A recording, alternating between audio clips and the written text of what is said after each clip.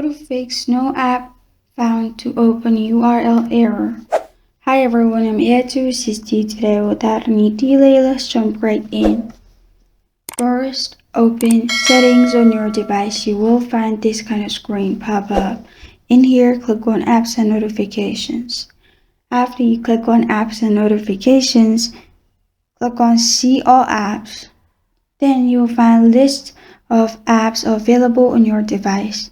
In here, click on three dots at the top right corner of your screen. After you've clicked on three dots at the top right corner of your screen, click on Reset App Preferences. After you click on Reset App Preferences, click on Reset Apps. After you click on Reset Apps, you're good to go. This is how to fix no app found to open URL error.